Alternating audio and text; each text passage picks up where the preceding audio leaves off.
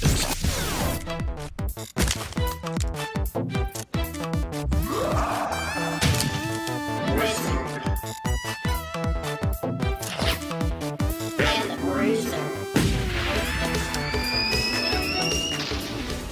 everybody. Welcome to the Wizard and the Bruiser. I'm the Bruiser, Holden McNeely. And I'm the Wizard, Jake Young. Pew, pew, pew, pew, pew. Those are laser gun sounds.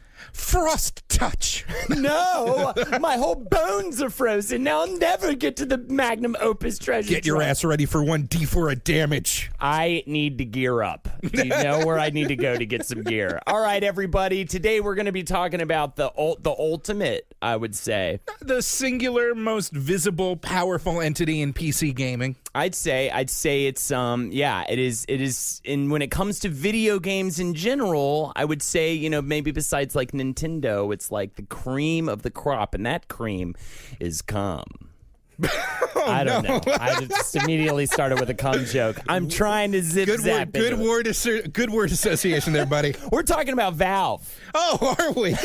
Sounds like you got to release something on your own there, buddy. Well, you know, valves in the penis. I think it's not too much of a non sequitur. There's two different valves. They turn. You know what? I don't even want to get into male genitalia right now. No, Valve is like just this weird anomaly because, like, traditionally, when you think of video game development, there's publishers and there's developers. The developers are just like the weird, gross goblins that actually like sit down and actually make the things, and the publishers are these huge, kind of lofty corporate entities that actually make it real.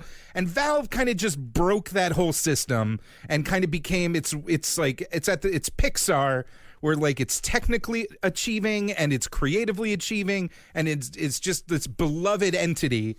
They're also just dominating like every aspect, kind of in a Blizzard-like way, but even crazier than Blizzard because of Steam.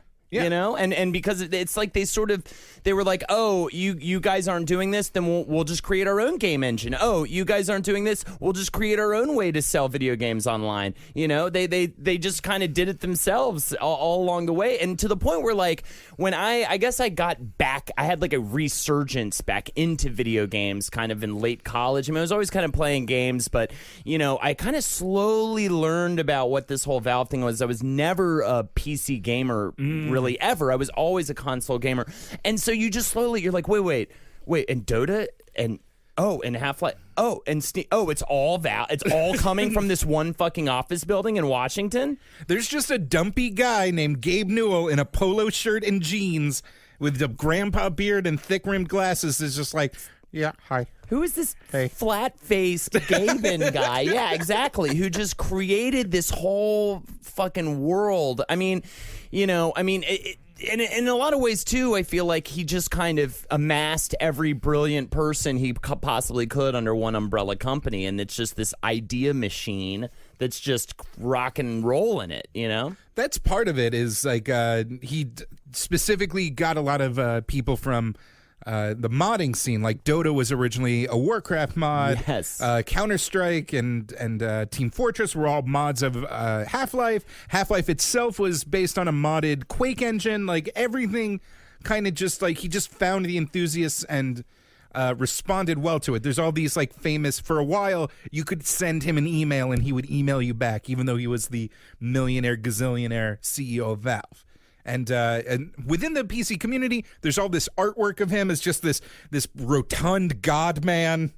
Like he's just this mythical figure. I'd say up there with like Steve Jobs and like Henry Ford and like absolutely all these Shigeru Miyamoto. Absolutely. Like he's this singular Kojima. We'll get to Kojima.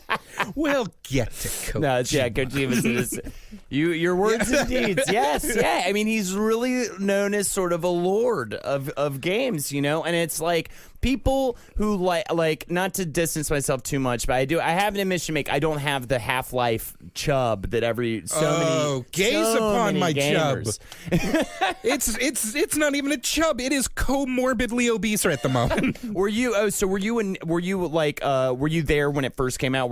Did it change FPS games for you like it did for everybody else? I had to sit next to my friend as I was the shitty fucking friend that would like go to my friend's house and just watch him play all the cool stuff on the PC his parents could afford. Because Half-Life it did a lot of really cool things. Fuck it. Okay, so this is how it starts. Yeah. Let's go back to the far-off land of 1998. Uh-huh. Britney Spears, Backstreet Boys. The Ninja Turtles were cool and in school. Oh, my God. And, Don't do drugs. That's dare, people. and everybody was just partying on their Windows PCs. Yeah. Playing their favorite first-person shooters. Which was, at the time we're talking about, it was Doom and Quake. Quake 2 and Doom 2. Yeah, that was all there was. And Quake was actually one of the employees at id was a former Microsoft employee who jumped on board, and Gabe Newell and his friend Mike Harrington were also two Microsoft employees whose claims to fame, quote unquote, were that they helped develop Windows 1. Yes. Which, if you ever took a look at it, is a real ugly piece of crap. Yeah, it's real super hot garbage. But at the time, right, it was just like, what else was there? What else was there at the time? There was DOS, and there was Macintosh, whatever Macs were using, which, that's always the rub, is that Windows was technically, Macs ripped off Xerox's technology, and then Windows ripped off Mac's technology. And Gabe was right there. He was just like, "Hey, what if this was in color and had a little clock?" Yanking and taking, and that's what I like about Mr. Newell. But so this was the 90s, and this was fucking Microsoft. So these two guys had more money than the Pope's turds. Yeah, they had a dumb, stupid, idiotic amount of money because they self-funded Half-Life. Yeah. That's insane.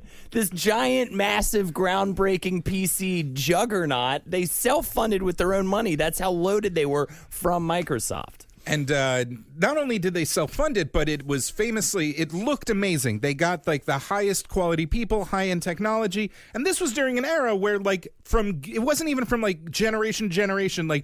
Each year, PC games just looked better and better and better in a way that you don't really see anymore. You don't really things. Maybe the lighting effects go better. When you're listening to this, they announced the PlayStation Pro, and it's just it was literally side by side. So it was just look at. There's slightly more shadows in this one. It wasn't as good. But in Half-Life, that you had AI enemies running around, these highly scripted events that were done in real time. Facial animations. And that was one of the biggest things, was just telling a story that was completely intricate in the flow of the gameplay, never cutting to cutscenes. It was always reliant on cutscenes before to tell any sort of story plot or anything. And I think the whole thing that they wanted to do was, essentially, I read a quote. I don't think I wrote it down specifically, but Gabe was talking about how, games were sort of being dumbed down to their lowest common denominator, and they wanted to make FPS, first-person shooters, they wanted to shy away from just being another shooting gallery. They wanted to be an immersive experience. They believed that games could be more, and that's what they did with Half-Life, and that is why Half-Life is considered, especially the first-person shooter genre, it is pre-Half-Life, post-Half-Life. That's the split. That's you didn't play it, but it's... Right now, you can go back and watch and play the first 15 minutes of Half-Life. It's literally just walking around a big dumb science facility. You're not shooting anybody until the big explosion happens that introduces a giant dimensional gateway with all the Zen. But whatever. Oh, that thing. Yeah, but it's just you're just walking around looking around office equipment, and it's just scientists being like, "Hello there, Gordon." Yeah, Gordon. Ah, there you are, Gordon. And that was mind-blowing? Was that amazing? It set a tone. It was just, you weren't taken out of it. You were just, you had the opportunity to just walk around in the character's shoes, which, people always go into Gordon Freeman, best protagonist ever, but he didn't say anything. He doesn't say anything. There's a cipher. Maybe if you're 11, you're like, oh man, someday I'm going to have a cool goatee like that. Right. But it's a pretty cool goatee, Jake. It's an adequate goatee. I will say too, though, I did play Half-Life 2. Yeah. So I do have some experience at least with the line of games, but I don't have that exact like holy shit this thing hit. I played Doom 2 and then I really kind of left the PC completely for the longest time, and we'll get into the orange box, but then with the Xbox 360 got a hold of that orange box, which we'll talk about, I'm sure. So from the beginning there were already tensions between what Valve wanted to do and what publishers expected of the usual hype release cycle, because they were desperate for a legit publisher to release. This is their first game. They quit Microsoft. They got the buku bucks. They're ready to swing their dick around, and they got Sierra, which was a very big publisher at the time, to officially take it on board. And then they literally got id Software's Quake engine from them. They licensed it from them, and then but intensely modified the game engine to where there was some crazy quote. It was like 70% they modified. Yeah. Eventually, they modified 70% of the engine's code, adding skeletal animation and direct 3D support. However the fuck that is, Jake. But yeah, I mean, it's incredible. It's just such a DIY thing, Yeah. To the point where they already had the release date, and they humiliated Sierra, who had already been releasing ads for the release of Half-Life, and just said like, oh, we've learned too much while making this game. We're going to go back and fix it from the beginning. So this was like from day one, Valve had release issues. They had timing issues, and more importantly, this is where people get like, oh, Valve's so like selfless and bold. Like, they had all this fucking Microsoft money that they could just like actually take their time and make a good thing. Gabe was at Microsoft. I think the same with Mr. Harrington was at Microsoft for 13 years on the running. What was the first 3 iterations of Windows? That's so much stupid money. That's like bonkers money. That's like Dota 2 money. That's like Steve Jobs' second cousin money. Yeah, like a full cousin filled with money. Because, he liked to empty out his cousins, of course. We learned that later on and kept them in a secret room. And he would stuff all of his money in. We got to save that for the Steve Jobs episode. I can't wait for the Steve Jobs episode. We should do a Steve Jobs episode. Where we make up everything about him. It's the first crossover with Last Podcast on the Left. They put out Half-Life. It blows everybody's mind. It wins 50 Game of the Year awards, eventually winning a Game of the Decade, or I think that was Half-Life 2. But it's considered one of the greatest games of all time. It's a singular experience, and it reverberated. Everything about PC gaming was centered on Half-Life after that, and especially because they were so like buddy with the mod scene and with the fan-made maps, that they just like would, if someone made something interesting, they would just bring them on board, which is where we got Team Fortress Classic and Counter-Strike, and Portal. They just bought up the whole team that made Narbacular Drop. They literally just bought an entire design team, brought them over, said, we love that game. Let's make like a bigger, fuller game out of that, Right. Which is where, like, the people with the most... I actually agree. It's where the people with the most passion, the people who are the most capable of doing, like, the most with less are coming from, is the mod scene. They're playing with these tools, and, especially if you can find someone that has a whole new use for an engine you already made, that's just money in the bank. Counter-Strike, by the way, is still going strong. Yes. It, how crazy never is stopped. That was a game. I was in college, and I had a bunch of friends who were fucking obsessed with it. College, by the way, I'm a much older man now. I've got bone problems. I've got, muscular dystrophy. All right. But back in the day, what was that in 2003 we're talking about? Over a decade ago, they were playing Counter-Strike, the still very popular fucking video game. Counter-Strike technically was an official release, like an official Valve mod release, which all these games, by the way, you would have to buy a copy of Half-Life to play. Released on Windows in 1999. It was released before 9/11. Yeah. That's terrible. So this whole terrorist, counter-terrorist wins. That was pre-9/11. I'm kind of having a weird panic attack. My tendons are screaming in pain. My hands are turning to skeleton hands. It's disturbing to watch people. It's like the end of every Indiana Jones movie. Time. I thought I had time. Oh no, it's an alien. Why would they introduce an alien in this one? Oh, let's do a whole episode on just how terrible Crystal Skull was. Yeah, I'll do a Crystal Skull episode with you.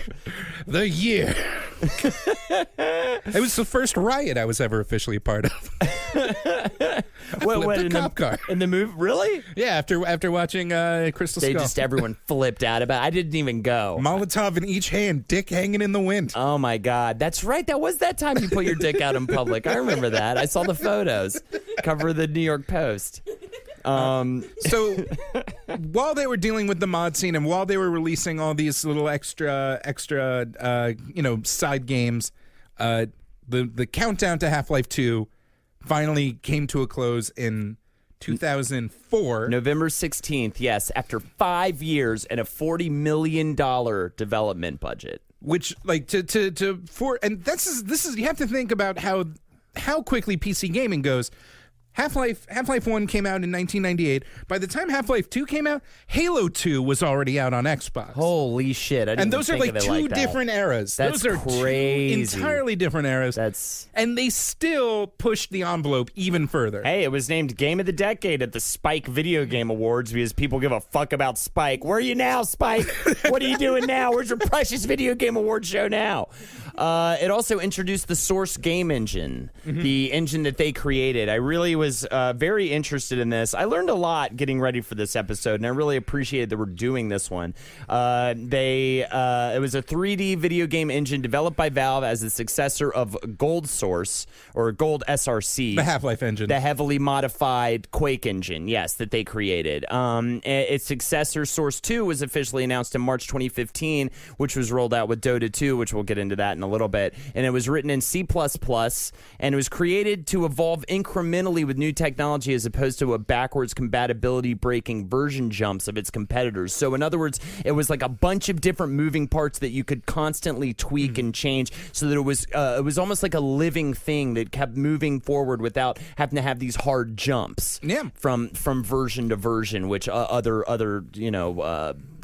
systems have, which would probably be like Source runs great. It's to this day, like, you can run Half-Life 2 on high settings and it is very passable. Wild. I think even, was it Portal 2 ran on Source even all the way? I think yeah. No, well, I mean, like modified, I said, it had to be because it must have, because May 2015, I mean, Portal 2 came out and those, by the way, I'll go ahead and say too, Portal was kind of my love baby when it comes to Valve. Like, I loved Portal and loved Portal 2. I think those were the thing that was what made me super into them and what they were doing, which was the same time I was playing Half-Life 2 because it all came out in that fucking crazy awesome orange box that's like the most bonkers shit ever. You get Team Fortress 2, Half-Life 2, and episodes 1 and 2 of Half-Life 2, and Portal, which they just kind of threw in there to just be like, fuck it, how about this? And that created this massive franchise with like a million different memes, everybody making companion cubes and all this craziness, and the cake. Oh my God. Not only the cake, Jake. It's from 2004 to 2007. Yeah, you have they come out with Steam, which is just like them just being like, hey, all of our hardcore nerd fans already have high-speed internet. Let's just shut out every single big box retailer and publisher in one giant sweep. Well, do you know it was actually invented just to patch Counter-Strike? And to counter cheating. Yes, and to counter cheating. And it was just for that at first. And then they were just like, you know what? Fuck it. And they completely predicted the way the market was going, the way high-speed internet was going, and just started building onto it slowly but surely. And now it is completely insane. It's what were you going to say? Oh no, it was just this giant massive kind of bloom. I feel like the mid 2000s, it was like loving Portal, loving Doctor Who, just kind of like, this is where you started listening to podcasts on the Nerdist Network. Just everything was just kind of like fomenting together into this like united nerd front, and the Orange Box was a huge part of that. One of the most humiliating, weird, awkward things in my life was when I had to sing. I love this. I had to sing "Still Alive" with a bunch of my college friends at the wedding of two of my college friends who were the president and vice president of my college anime club. Everyone just was like, and now a song from your friends, and then I just had to be there with all my friends just being like, this was a triumph.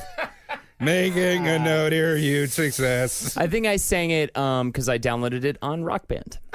Yeah, so there's my little tip of the cap to you, tip of the fedora to you, And Jake. while you're dying, I'll be still alive. Okay, wait. But Steam, so I wanted to throw out one fun little fact there just to give you an idea how fucking huge Steam is. It has over 125 million concurrent users as of November 2015. Which it's probably only gotten bigger. Here's the weird thing, though, is that even though it's this since like then, it's monolith, this definitely gotten iTunes of bigger. games, it's still like maybe 15% of the global gaming market because China doesn't really use it.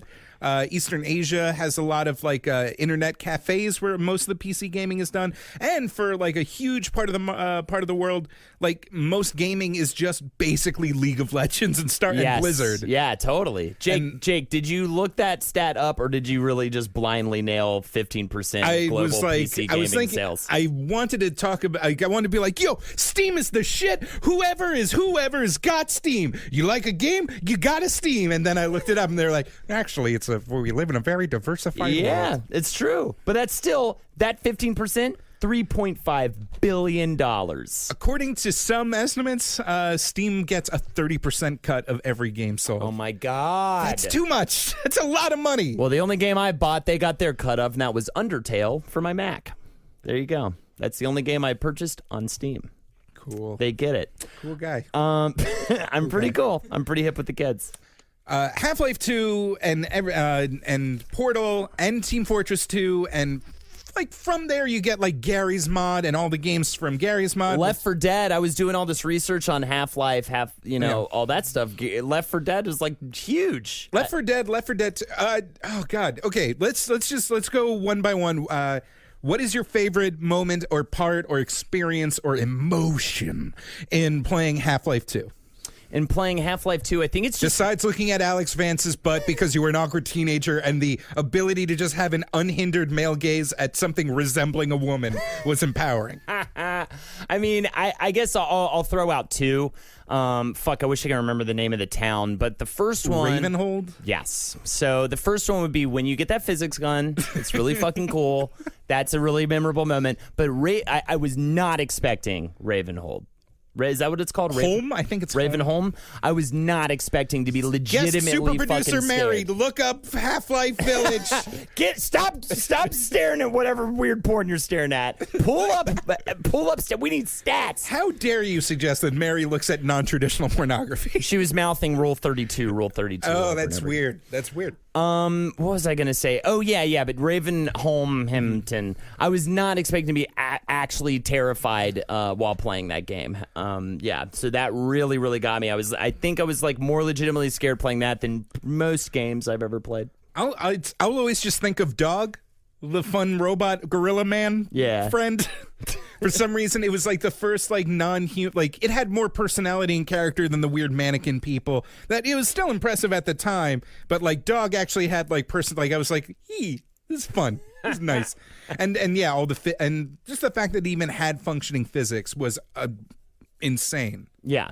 Completely crazy. What is the name of the zombie city? Ravenholm. Home. Okay. Home. Okay. Yes. HOLM. So don't even try and get us on Twitter to correct us.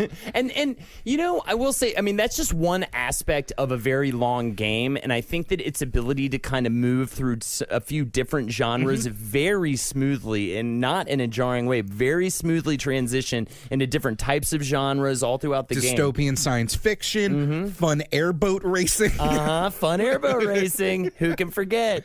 And jumping around a sand pit because there's a thing underground. Now, you mentioned Gary's Mod just now, and I kind of need to know a little more. Like, I basically know it's kind of a sandbox where you can just play with the physics that exist in Half-Life 2, but is there anything else you can kind of say towards that? Well, it became popular from... just because people started importing models and like weirdos could be like, yeah, I can make Samus porn with this, but that was my breathing got very heavy. Samus Aran, please. Or if you type that code and she swan dives into the pool, she'll come out and her boobs will be out. And people started making entirely new games with Gary's Mod that are incredibly fun. It's a lot of it is really you need a lot of friends. Some of my favorite are Death Run, where you and your friends have to go through these fan-built basically death obstacle courses, Awesome. while a few other players play as like Grim Reapers that activate the traps. Another one is amazing. It's called Trouble in Terrorist Town, and it's actually kind of like a werewolf mafia style game where like some people are traitors in your one squad. So it's a death match combined with lying to your friend's face. And another one is just a really simple one called Prop Hunt, where it's basically hide and seek, where you, if you're hiding, can just assume the shape of a prop within a source map. So, like, you can play like The Office in Counter-Strike or anything and just kind of be a can of soda or a chair. Awesome. And then if you're looking, you have to just run around and shoot stuff. Just trying to figure out who that's awesome. That sounds like so much And that's fun. just purely from the fan base and purely encouraged, because if you made a fan game that in theory increased like I'm trying to think of other companies that would just shut like Konami. If you made your own expansion to Metal Gear that turned it into a kart racer, Konami would have shut that shit down instantly because you're like stealing potential profits. While Valve was just like, oh fuck, you're enjoying our shit? Great. Right. Yeah. And that totally. was a key corporate difference. Yes, absolutely. And you know, I think I heard somewhere recently too that it's like still on the list. Gary's Mod is of the top 10 like currently played games. Yeah, like on all these years later, which is crazy. Now we haven't even talked about Dota 2 at all. That's because it's a weird MOBA thing with a bunch of Russians. It's insanely popular, Jake. Very popular. So many. You know, so now what I do is, I've been going on Twitch. Well, one fun thing I have to promote really quick. If you go on Twitch, pick a game you like, scroll all the way down to the people who are streaming that have 0 viewers. Hop on their stream, hang out with them on comments. You'll make their day. You'll make their day. Yeah. You can totally scroll down. You can just pick any game and just go find people. There are tons of people out there that are streaming to nobody. I don't know why they're doing it. Are they talking to nobody? Yeah, they're not really. Well, until you show up, and then they're like so happy that they start hanging out with you and talking to you. I just have this vision of just like pure zoned out, like. So anywhere, okay, this is all I imagine are 38-year-olds and 13-year-olds and no one in between, just zonked out, just fully like eyes glazed, just playing Dark Souls, and then just like all of a sudden they just see a little like ba-da-ding on their laptop screen, and then they're just like ba-da-ding. Yo, welcome, it's Game Force 97, checking us out on Dark Souls. Now patreon.com, go to There's a lot more. Go to Dark Park 14. There's a lot of nervous laughter that happens immediately because they're just so tickled somebody's watching, And then I'll just kind of start chatting. I did it once with Overwatch and once with Dark Souls. I need to get back on tomorrow and do it again. I'm trying to do it once a day now, every weekday while I'm like I'm hanging out. Steal that. It's very fun. You should do it. Literally, okay, how's this for a shitty BuzzFeed video? Just like going to like the zero viewers, just going and just being like, hey, you're cute. You're a cute boy. I hope you're having a good day. They're just like, yeah, you want to see something real crazy? They just pull a gun out and blow their brains out. And you're like, BuzzFeed, why would you show me this? Because they keep the jaunty music playing. Boop, boop, be-doop. We reached out to gamers that didn't have a friend in the world, and what happens next will blow your/their minds out of their head. So yeah, the reason why I bring that up is I also have been going on to the League of Legends and Dota, kind of like whoever has the most viewers, and just to try to understand how tens of thousands of people at any given time are watching this game. What is the draw? I mean, it's definitely criticized for its high learning curve. It's but it's got an insane fan base, and I love that you brought this up earlier. It came from a mod of a Warcraft 3 Reign of Chaos game. And now it's like on the esports scene like crazy with the international and a bunch of the majors as well. The prize purse for this year's international, which happened on between August 8th and the 13th. It played on ESPN. It played on ESPN 2, right? Close enough. And it was $20 million, $770,460 or whatever. $20,770,460. And that is like for what? A team of 5 people and a coach. They're training camps all over the place. Korean Dota 2 stars are treated better than like the football players over there. Asian football. What is it called? Soccer. Ping pong. Ping pong. Like they're treated like gods out there. It's fucking crazy. It's this massive industry that kind of popped up I didn't realize it was so recent. It was July 2013. That was when Dota 2 came out. Yeah, and, official, not the beta. The beta had been around for a couple years. And League of Legends was originally built because Dota was so long in the tooth.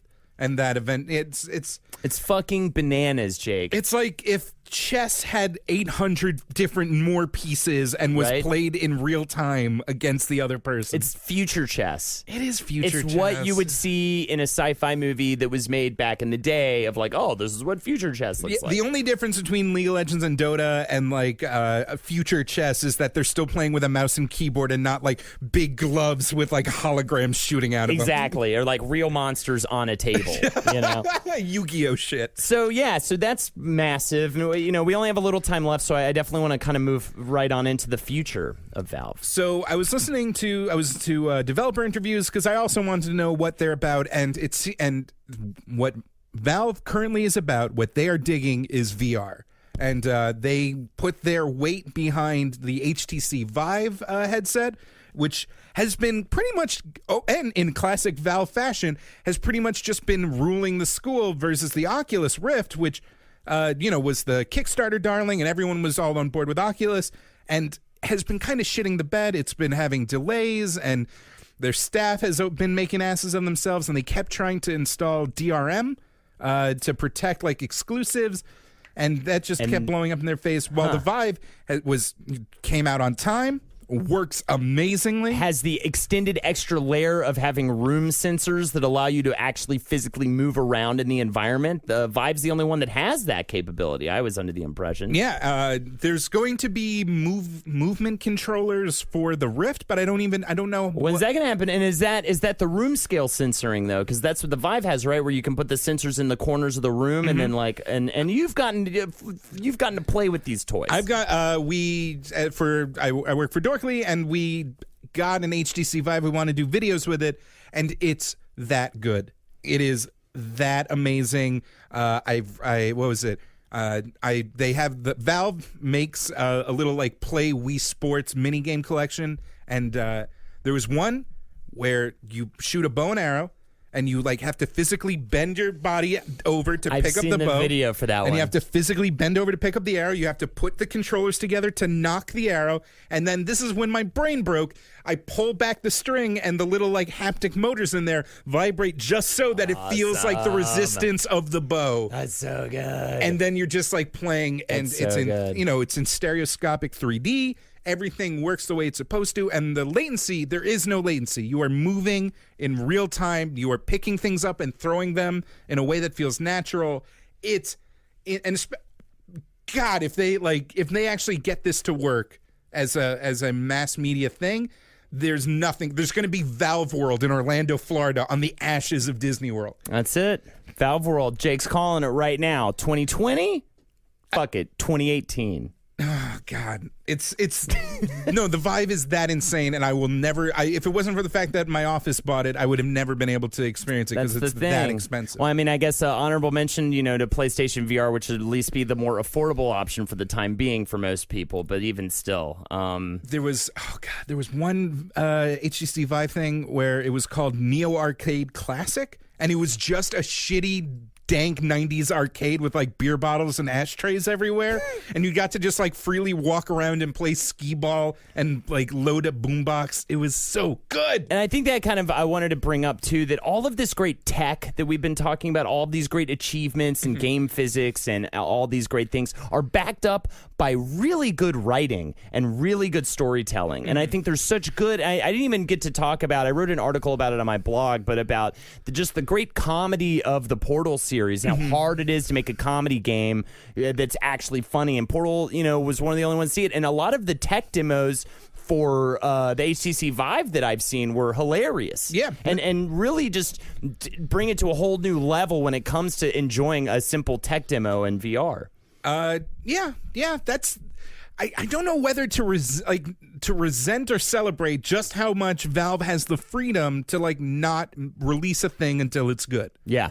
That sure. they call it Valve time because it's either going to come out a year before you expect it or 5 years after you need it. Mm-hmm. And they're just like, they can actually just sit back and be like, is this good? Is this an empirically good experience. And I didn't even write them down, but they've certainly abandoned their fair share of projects, and used discretion and said, hey, this isn't going to work. They had an RPG in the works. They had a few different things. They just tossed it out. They were just like, it's not good. Team Fortress 2, I wrote an article about it for Dorkly, went through so many revisions. It was like 5 different games. It took forever to come out between the original version and the Art Deco kind of cartoony feel that they finally went down with, because nothing really worked until they came out with this thing, which if you've never played Team Fortress 2, imagine Overwatch with less juicy asses.